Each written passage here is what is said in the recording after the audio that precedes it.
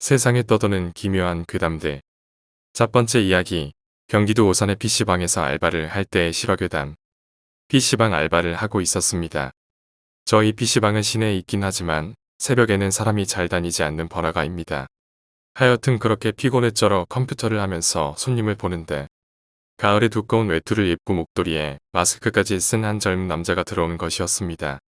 좀 이상했지만 추위를 많이 탄다고 생각하고 자리 안내해주고 재떨이도 갖다 줬습니다. 근데 그 남자가 저를 보며 눈밖에 안 보였지만 살짝 웃는 것입니다. 그래서 뭐야, PC방 알바라고 깔보는 거야? 시비라도 걸어봐. 끝을 보는 거야. 그렇게 생각했지만 알바이기 때문에 참고 자리에 앉아서 수다를 하고 있는데 갑자기 머릿속에 뭔가 떠오르더니 살짝 겁이 나더군요. 저희 PC방은 건물 꼭대기층인데 1층에서 올라오면 카운터에서 딩동 소리가 나거든요. 그래서 보통 문 열고 어서 오시라고 인사를 하거든요.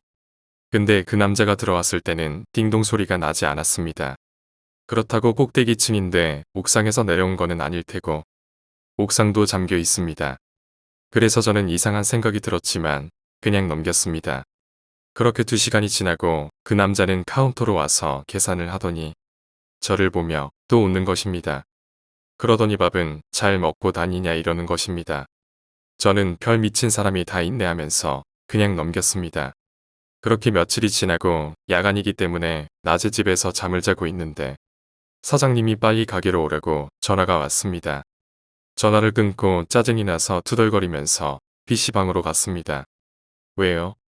너 몽병 있냐? 이게 뭔 소리야? 아니요, 그런 거 없는데요. 이거 봐봐. 저는 PC방 CCTV를 보고 울음이 나왔습니다.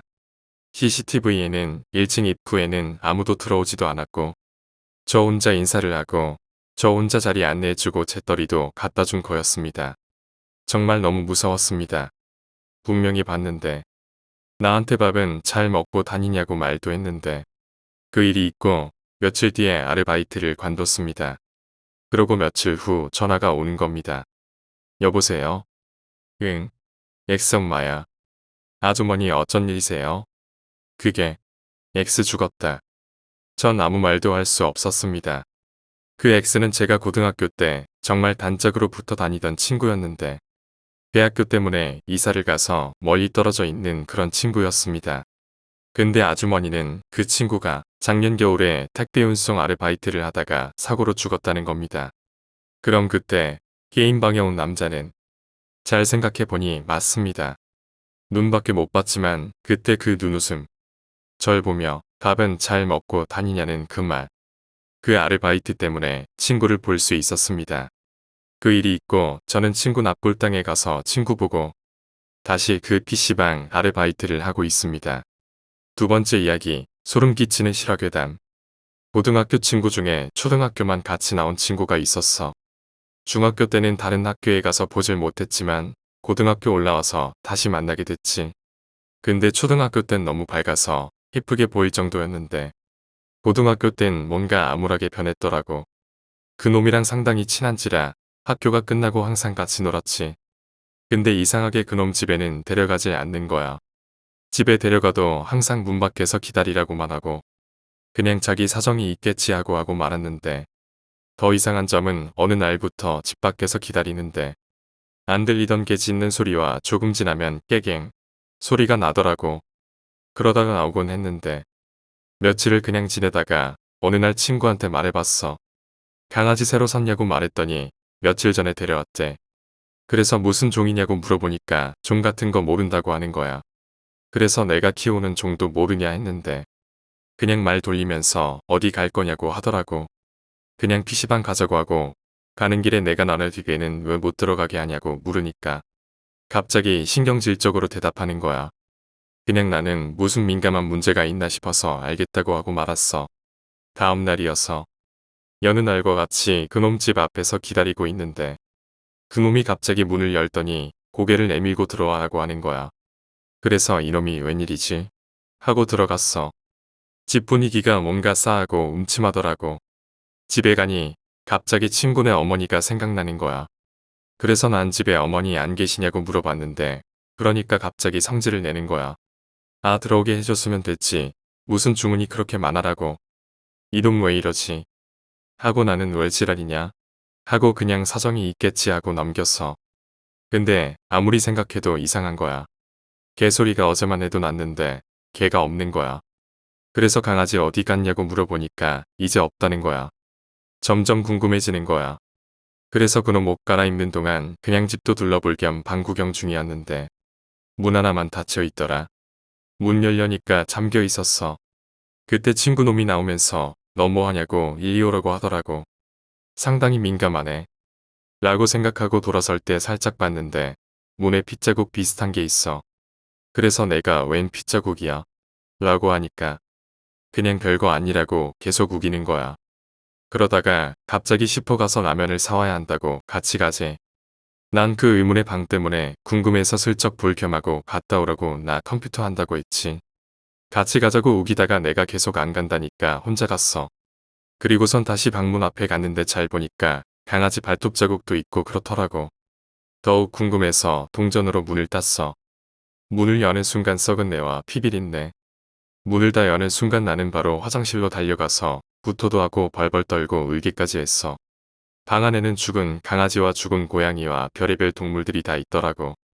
벽에는 빛을까지 해놓고 정말 미친 짓이었지. 나는 무슨 용기가 생겼는지 집에 안 가고 그냥 다시 문만 잠갔어. 근데 문을 열어서 그런지 냄새가 조금 남아있더라고. 세수도 하고 안정을 취하고 컴퓨터 하는 척을 하고 있는데 그 녀석이 돌아와서 하는 말이 너 저 문 열었냐고 하는 거야.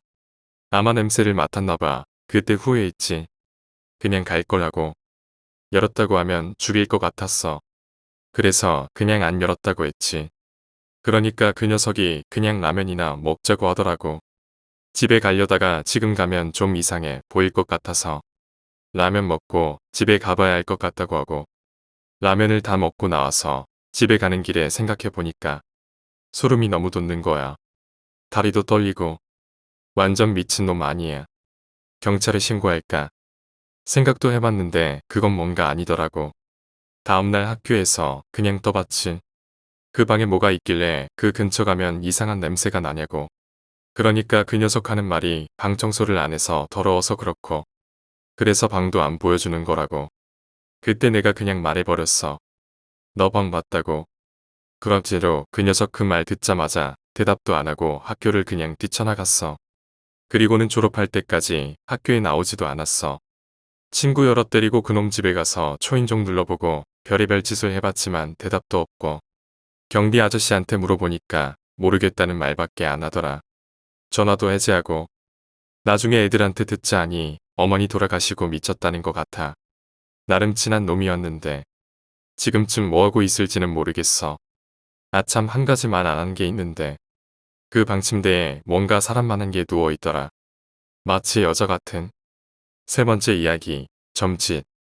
몇 년 전에 부모님께서 어디 가신다고 하는데 그날따라 왠지 따라 나가고 싶은 거야. 험한 길이었지만 운전이 능숙하신 거 보니 아마 자주 가시는 곳인 것 같았어. 점집에 차를 세우시고 너도 들어갈래? 하고 물어보시는데 무섭잖아. 그래서 차에서 음악 들으면서 기다리고 있었지. 2시간 넘게 기다린 것 같아. 그때 음악을 듣지 말았어야 했는데. 왜냐면 돌아오는 길에 배터리가 방전돼서 깜깜한 산길을 라이트 없이 집으로 왔어야 했거든. 욕구라지게 많이 먹었지. 근데 다음날 또 가시네. 이번엔 외조모님이랑 막내 이모랑 같이 갔어. 그날은 나도 차 안에서 기다리기 싫어서 함께 들어갔어. 들어가자마자 그 무당 여자분이 날 보더니 막 웃으시는 거야. 애기 동자 모시고 사는 분이라는데 목소리를 애기처럼 내면서 저 언니 창피한 거 말해도 돼? 아니야. 하지마. 혼자 2인분을 대화하면서 창피한 거 말하지 말라면서 다 듣고 있는 모양이더라고. 그러면서 날 보는 눈빛이 요런 앙큼한 년 이런 식으로 쳐다보는 거야. 난 그냥 구경하러 온 것 뿐인데 그 당시에 외가 쪽이 힘들었었나 봐. 이것저것 물어보시고 대답하시고 그러더니 그 만신분이 깃대 여러 개를 둘둘 말아 막대만 보이게 하고 나보고 하나 뽑아라 하시는 거야. 황당했지만 관심받고 있다는 기분이 들어서 은근히 좋았어. 그래서 쏙 뽑고 깃대의 깃발색을 확인했어. 내가 뽑은 건 하얀색이었거든. 애휴하고 안타깝다는 듯이 한숨을 쉬시더라고. 이유라도 말해줬으면 좋겠지만 워낙 감수성 짙은 아이였던지라 꼭 참았어. 솔직히 말하면 엄마 3번 결혼하셨어. 엄마랑은 지금까지도 제대로 살아본 적이 없거든. 그래도 난 행복해. 작은 것에도 감사하면서 낙천적으로 살아가. 볼 때마다 돈 뜯어가고 만나는 남자한테 4명에 빌려줘서 신용불량 만든 적도 있지만 그래도 같은 여자로서 너무 불쌍해. 아무튼 만신분이 나에게 하는 소리가 내가 선택한 남자에게는 형제운이 너무 없대.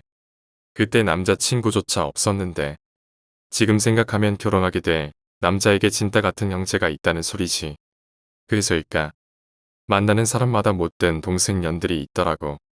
하여튼 그 동생년들 때문에 결혼 생각을 접게 됐지만 너무 무섭달까? 자세한 얘기는 쓰지 않을게. 아무튼 외동어들하고 사귀면 좋겠지만 나중에 나갈 때 이런저런 얘기해줬는데 믿지도 않고 의의 얘기만 생각이 나. 그분 화장술이 보통이 아니라는 것도 생각나고 거기 화장실에서 됐다 큰 사마귀 보고 울 뻔한 것도 생각나고 갈 때 날 보고 우시면서 자기 손에 있던 염주를 내 손목에 채워주셨어. 4번째 이야기. 아줌마와 아저씨는 실제로 귀신을 봤다. 어느 날 아줌마는 남편의 먼 친척이 돌아가셔서 충청도 한 시골길을 새벽에 달리던 중이었습니다. 그 길은 가로수도 너무 띄엄띄엄 있고 가로수 불마저 상태가 안 좋아서 꺼져 있는 가로수도 많았다고 합니다. 가로수 불도 어찌나 어두웠던지 자동차의 라이트 등을 켜도 잘 안 보여서 그 뭐냐 파워라이트라고 하나요? 고속도로에서 쓰면 반대편 차에 눈부셔서 사고를 낼 수 있다고 큰 길에서 못 쓰게 하는 거요. 암튼 파워라이트라 치고 그것까지 켜고서 한참 달리던 중 저 멀리 하얀 옷을 입은 여인이 차 좀 세워달라고 손을 흔들고 있었다고 합니다. 낯선 사람을 그 시간에 태워주기는 무서워서 그냥 무시하고 지나치셨다고 합니다. 아줌마가 농담으로 아저씨께 당신 나 없으면 저런 사람 태워줄 거지? 이러면서 우스갯소리를 하셨다고 합니다. 근데 그렇게 한참 가다가 뭔가 이상한 느낌을 받으셨다고 합니다. 아무리 가도 마을은 없는데 그 여자가 새벽 2시에 어떻게 그런 낯선 곳을 혼자 있을 수가 있는지를요. 그리고 1시간쯤 간 후 목적지인 작은 마을에 도착하셨다고 합니다. 너무 피곤해서 그날 밤은 그 아저씨 친척분 집에서 묵고 다음날 아침 식사하면서 그 아줌마 부부는 친척분들께 살짝 여쭤봤다고 합니다. 그런 여자가 이 동네에 사는지를. 그랬더니 그 동네 할머니가 순이를 보았군. 이러시더라는 것입니다. 순이라는 처녀는 그 동네에서 행복한 가정에서 키워진 예의 바른 외동딸이었다고 합니다. 부모님이 교통사고로 돌아가시자 순이 씨는 정신이 이상해졌고 몇 달 전부터 그 집은 악령이 떠돈다는 소문난 흉가가 되고 그녀는 온데간데 없이 사라져 버렸다고 합니다. 순이 씨가 사라진 후 종종 밤길에 이상한 여자가 떠돈다는 소문이 퍼져 있었던 것입니다. 하지만 그녀가 실종된 지는 그때로부터 반년은 지난 후라고 하셨는데 어디서 뭘 먹고 살았는지 미스터리입니다. 어쩌면 어디 가서 죽고 귀신이 된 채로 떠도는 영혼일 수도. 5번째 이야기. 수십 년 전의 실화괴담. 교회 캠프를 강원도 한강에서 야영을 갔다고 합니다. 외삼촌 친구들이랑 얕은 물 주변에서 놀다가 저 멀리에 뭐가 보인다고 외삼촌께서 그러시면서 내가 가보고 올게 너희들 좀만 놀고 있어봐 하시면서 저 멀리 깊은 곳을 혼자 수영해서 가셨다고 합니다. 외삼촌께서 가시는 물줄기가 점점 세졌지만 저쪽에 사람이 구해달라고 손을 흔들고 있었답니다. 그래서 정의로운 마음의 소유자이신 외삼촌은 구해야겠다고 맘먹고 물살 센 곳을 갔는데 그 팔은 온데간데 보이지 않고 그 팔 보였던 곳 주변에 잠수해서 보니까 저 멀리 검은 풀이 찰랑찰랑 흔들리는 것을 보신 것입니다. 이상하네 아무 곳에도 풀이 없는데 저기만 왜 풀 같은 게 흩날리고 있는 거지 하면서 호기심에 잠수해서 3m 정도 깊이까지 내려가셨답니다. 그 해초처럼 보이는 풀을 더듬는데 앞불사 사람 시체였던 것입니다. 아직도 기억이 생생하시다고 하십니다. 차가운 기분 나쁜 미소로 눈을 뜬 채 자신을 빤히 쳐다보고 있던 그 모습을 외삼촌께서는 기겁을 하셨죠. 막 당황하면서 눈에 눈물이 고인 채로 캠프 일동들에게 저기 어떤 물귀신이 있다고 엉엉 울면서 말하셨답니다. 그래서 경찰에 신고한 결과 그곳에서 실종된 여성 피해자는 없다고 판정되었고 조사한 결과 아무런 시신도 발견하지 못했다고 합니다. 그 일이 있은 후 외삼촌께서는 수영선수의 꿈은 옛날에 접고 사우나의 물만 봐도 그 여자가 생각난다면서 집에 혼자 샤워조차 하지 못하셨다고 합니다. 지금은 많은 세월이 흘러서 수영선수는 아니시지만 멋진 건강한 중년 남성이 되셨고요. 아직도 그 팔로 자신을 부르던 동작이 생생하답니다. 이 이야기 듣고 괜스레 저도 물이 무서워지는군요. 여러분도 조심하세요. 깊은 물은 혼자 가는 게 절대 아니랍니다. 6번째 이야기. 미국의 강도들. 옛날 미국에 랄프와 밥이라는 강도가 살았거든. 그들은 아주 유명하고 악랄하기로 소문난 강도들이었어. 그리고 그들이 주로 훔친 건 보석들이야. 그래서 가지고 있는 재산도 꽤 됐지. 아, 그리고 이거 기억해둬. 랄프는 마른 편이었고 반면에 밥은 매우 뚱뚱했었지. 전형적인 미국 스타일의 인간이어서 그들은 어렸을 때부터 같이 삐뚤어져서 같이 강도가 된 절친한 친구였지. 그들은 항상 붙어 다녔고 도둑질을 할 때도 항상 함께 했었어. 그들은 오랫동안 도둑질을 해온 탓에 경찰들의 엄청난 골칫거리였어.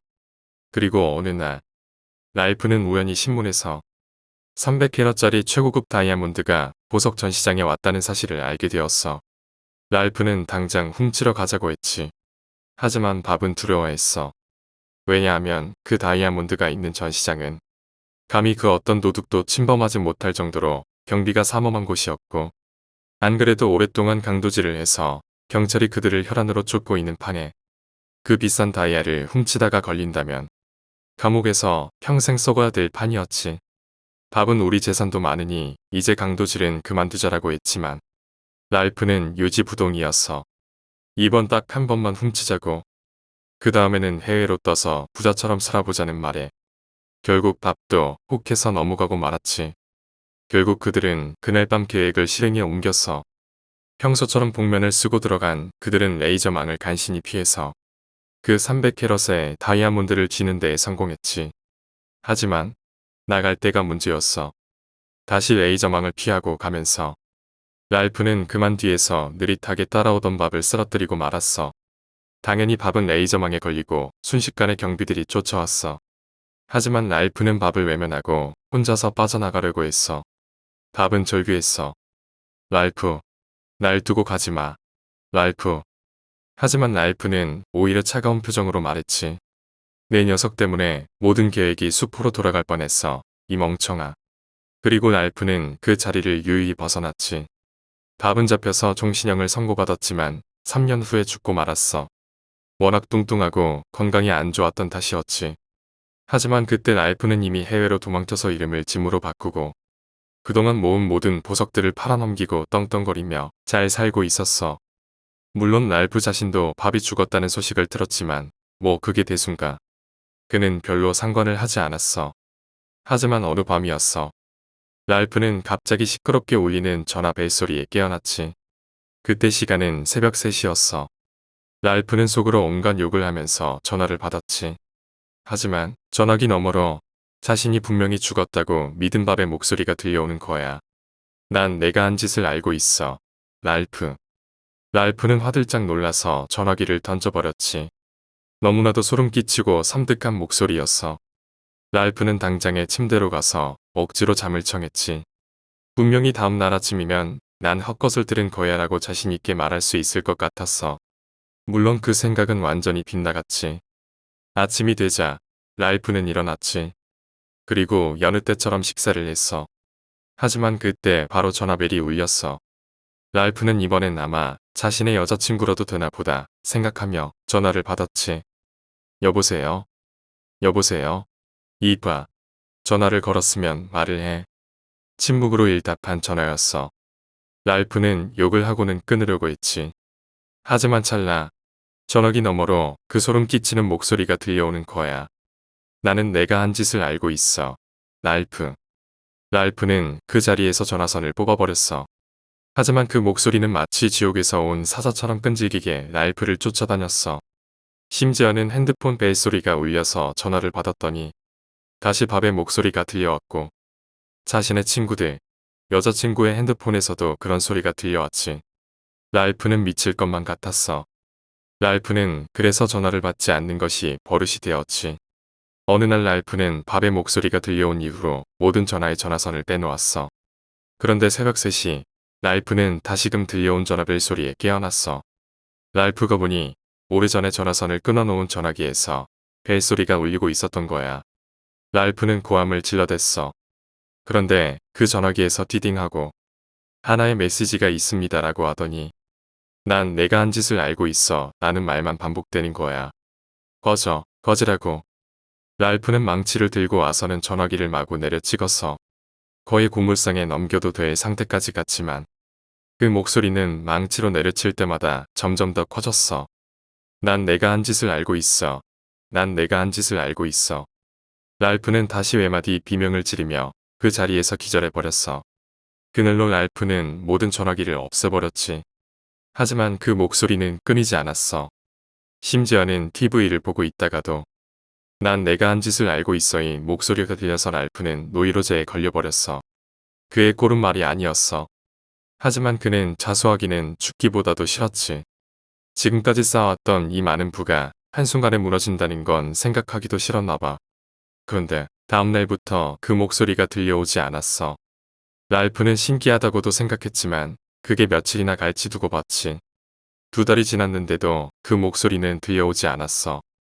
랄프는 그런 일이 언제 있었냐는 듯 다시 전화기들을 들여놓고 노이로제도 점차 나아지게 되었어.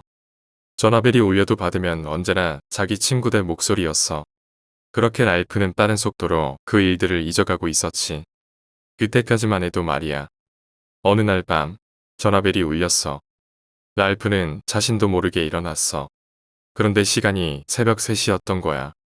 랄프는 순간 처음에 들려왔던 그 목소리를 생각하고 소름이 돋았지만 전화벨은 계속 시끄럽게 울려대고 있는 거야. 뭐 어쩌겠어 받을 수밖에. 랄프는 덜덜 떨리는 손으로 전화를 받았지. 그리고 어김없이 들리는 그 목소리. 난 내가 한 짓을 알고 있어. 랄프는 순간 또 기절할 뻔했지만 정신을 바로 잡았지. 그리고 소리쳤어. 이 개자식. 그렇게 대져놓고도 부족한 거냐. 꺼져버려. 꺼져버리라고. 한동안 전화기 너머에서는 아무 말이 없었지. 랄프는 쌍욕을 다하고 끊으려고 했어. 그런데 다시 목소리가 들려왔어. 하지만 이번에는 다른 말이었지. 어쩌면 내 말이 맞는지도 모르지. 하지만 적어도 그동안 방문은 해줬어야 하는 게 아니야, 친구. 랄프는 기겁을 하면서 전화기를 떨어뜨렸어. 그런데 또 그 전화기에서 하나의 메시지가 있습니다라는 음성이 들려오더니 엄청나게 큰 웃음소리가 반복해서 들리는 거야. 랄프는 다시 기절해버렸어. 다음날 일어난 랄프는 그 목소리를 무시하기에는 너무나도 뒤가 캥긴 거야. 그래서 수소문을 해서 밥이 묻힌 곳을 찾으려고 했지만 찾을 수가 없었어. 마치 처음부터 태어나지 않은 사람의 정보를 찾는 것처럼 말이야. 그리고 그 사건 후로도 그 소름 끼치는 목소리는 들려오지 않았어. 다시 랄프는 그 일을 잊으려고 했어. 랄프는 오랜만에 차를 타고 드라이브에 나섰지. 한밤중 이상할이 많지 아무도 없었던 한적한 도로에서 달리고 있었던 랄프는 갑자기 잘 돌아가던 라디오가 먹통이 되는 걸 보고 의아해했어. 뉴스가 나오던 라디오가 자꾸 치직거리자 랄프는 짜증을 내면서 꺼버렸지. 치직, 찌지직. 순간 랄프는 자신의 귀를 의심했어. 갑자기 온몸이 덜덜 떨렸어. 내가 한 일을 알고 있. 랄프는 차 핸들에서 손을 떼고 있었고 차바퀴가 돌아가면서 고속도로 옆에 있던 나무에 박고 말았어. 랄프는 황급히 빠져나왔어. 그런데 자신이 있는 곳은 놀랍게도 공동묘지였어. 랄프는 벌벌 떨었지.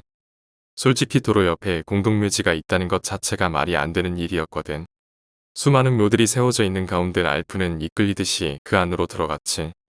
그리고 충격적인 장면을 보고 말았어. 어디서나 볼 수 있는 전깃줄이 달린 전봇대가 한 무덤 앞으로 쓰러져 있었어. 그 무덤의 비석 옆에는 90폰이 놓여 있었지. 그 비석에는 놀랍게도 밥의 이름이 쓰여 있었던 거야. 랄프는 비명을 지르면서 뒷걸음질 쳤어. 그리고 다시 그 소름 끼치는 웃음소리가 울려 퍼졌어. 랄프는 그 자리에서 쓰러져 버렸지. 잠시 후에 수많은 경찰차들과 경찰들이 몰려왔지만 그곳에서 찾은 것은 정신을 잃은 채로 쓰러져 있는 랄프와 부서져 있는 차뿐이었어. 그들은 랄프를 연행해 갔어. 그리고 한 경찰차 안에서 경찰 2명이 서로 이야기를 했어. 아니 도대체 경관님은 어떻게 그 악명 높은 강도를 잡을 수 있었을까? 이름도 바꾸고 해외에서 생활을 하고 있었다며. 그건 사실이지. 솔직히 그 전화가 아니었으면 미해결 사건들만 주르륵 쌓였을 거야. 그게 무슨 소리야? 전화라니? 아니 그럼 설마 어떤 사람이 범인은 이러이러한 사람이고 지금 이러이러한 곳에서 살고 있다고 말이라도 한 거야? 믿을 수는 없겠지만 그렇다고 하더라고. 전화를 받은 게 경관님이었는데 그때가 아마 일주일 전이었을 거야. 새벽 3시에 전화가 왔었는데 처음엔 경관님도 누군지 종잡을 수 없었다고 하더라고. 워낙 목소리가 낮아서 말이지. 그런데 그 사람이 갑자기 짐 스미스라는 뉴질랜드에 사는 사람이 범인이라는 거야. 그리고 집 주소까지 친절하게 말해줬다고 하더라고. 세상에 누군지는 몰라도 그 사람 정체가 뭘까? 경관님은 아셔? 경관님도 처음에는 몰랐는데 나중에 곰곰이 생각해보니까 그 목소리. 감옥에서 죽어간 그 강도 있잖아. 밥의 목소리랑 매우 닮았다고 하시더라고. 7번째 이야기. 부적. 제가 중학교 1학년 여름방학에 있었던 일로 기억합니다. 그날 부모님이 증조할아버지 제사 지내러 가셨습니다. 전 가기 싫다고 학원 숙제해야 된다고 떼써서 집에 남았고요. 부모님은 집에서 한 오후 4시쯤 돼서 출발하셨는데 컴퓨터 게임을 좀 하다가 시계를 보니까 8시인 겁니다. 그날은 왠지 모르게 오싹한 기분이 들더라고요. 그래서 전화로 친구를 불러서 집으로 끌어들였습니다. 야 오늘 나 집에 혼자 있어야 되는데 너 우리 집 올 수 있냐? 잠깐만 엄마한테 물어보고. 어텐데? 곧 갈게. 얼마 후 친구가 와서 그냥 둘이서 컴퓨터 게임하고 TV도 틀어놓고 시간 가는 줄 모르고 놀았습니다. 그렇게 노는데 친구가 배고프다면서 뭐 먹을 거 없냐고 물어보는 겁니다. 야 나 배고파. 뭐 배 좀 채울 거 없냐? 글쎄야 냉장고 한번 가봐. 엄마가 사다 놓은 샌드위치 있을걸. 그래서 친구가 냉장고로 가서 샌드위치하고 우유를 들고 오는데 친구 표정이 좀 이상한 겁니다. 그러더니 친구가 물어보는 말이 야 혹시 저기 안방에 개라도 키우냐? 아니 우리 집 개 안 키우는데. 왜? 야 저기 이상해 스쳐봤는데 바닥에서 뭐 움직이는 거 본 거 같아. 그럴 리가 내가 잘못 본 거일걸. 아니야 내가 두 눈으로 똑똑히 봤어. 진짜 뭐 이상한 하얀 게 움직이다 사라졌다고. 친구 말을 들으니까 신경이 좀 쓰이긴 했지만 뭐 크게 대수롭게 생각하지는 않고 그냥 넘어갔죠. 그렇게 계속 놀다가 12시가 좀 안 돼서 친구가 너무 늦어서 집에 가야 한다는 거예요. 그래서 친구를 보내놓고 목이 말라서 부엌에서 물을 먹고 나오는데 아까 친구가 한 마리 걸려서 안방에 불을 켜고 들어가 봤습니다. 그런데 발에 뭔가 종이 같은 게 밟히는 거예요. 발밑을 보니까 부적 한 장이 떨어져 있었습니다. 전 그때 갑자기 등골이 서늘해져서 얼른 문 밖으로 뛰쳐나가 친구를 잡아왔죠. 친구한테 부적이 떨어져 있었던 얘기를 해주니까 무섭다고 집에 가려고 하는 걸 억지로 붙잡아서 같이 잤습니다. 부적 지금 이걸 읽고 계신 분들 집에 아무 방에나 들어가서 문의를 쳐다봐 보세요. 미신 같은 거 잘 믿는 집은 있을 텐데 집안이 잘 되고 악귀도 물리치고 그런 주술적인 의미로 붙이는 거라고 합니다. 그 부적은 제가 나중에 엄마한테 물어봤는데 어디 절에서 잘 아시는 노스님께서 직접 써주신 거라고 하고요.